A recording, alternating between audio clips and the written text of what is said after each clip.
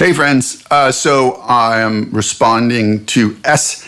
DeTalbo, who asked this question about my video from yesterday about record label people, because I had said there was only 2 record label executives that I'd worked with or known in the last 30 plus years that were worth their salt. And he said, could you expand on that? What made them different? What made them stand up?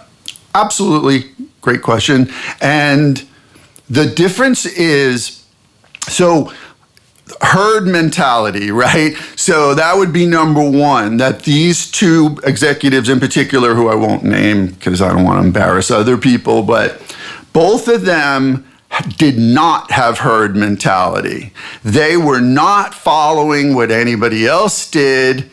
They truly loved music. I mean, you could tell, you'd sit down with them and, you'd just sit down and have a beer with them and they'd be just like, hey, did you hear this? Or have you heard this new thing? Or there's this new production technique. And, oh man, I heard this new song yesterday. And, so-and-so, they're making a comeback and they were enthusiastic. They were excited about music. They were still passionate about it, even after many years of being in the business. And trust me, a lot of you know this, the business will wear you down. It will wear you out.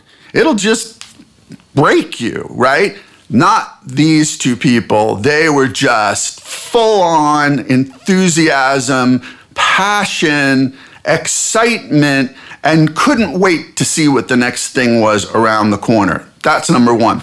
Number 2 was, when it came to actually working with acts that they were involved with, they were nurturing, they were sensitive, they understood band politics, they understood artistic psyche. So I'll give you an example. Freedy and I went to meet with a record label.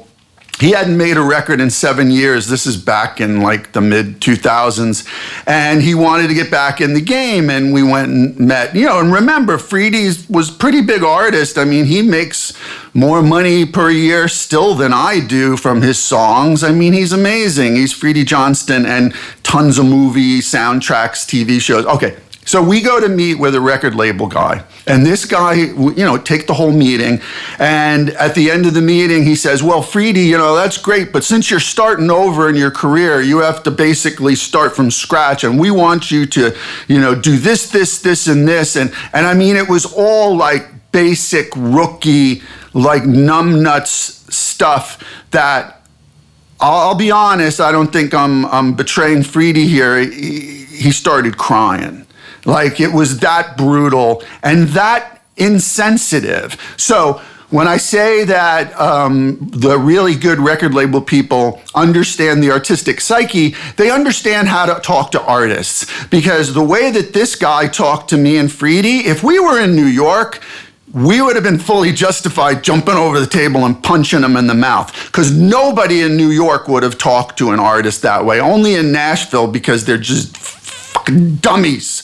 And they just don't understand artistic psyche. They don't understand how to work with artists, how to nurture them, how to help them grow, how to encourage them to become better artists, to become better selves as artists, to grow in the industry. And also, what really good record label executives are good at is finding the niche. So talent has particular avenues that are best for them to sit in, genres, if you will, but even subgenres within genres that will work better for them. And really good record executives know how to encourage that and guide you gently, encouragingly to those avenues that suit you and your music best, so that you have a better chance of succeeding. Because good record executives know if you succeed, they succeed. That's what I'm talking about, how it's only 2 people in my entire career who I've seen do that and continue to do that. I mean, one of them's retired now, but there is still one out there. And that's how you work with people. I mean, art is a fragile thing. Art is a very fragile thing.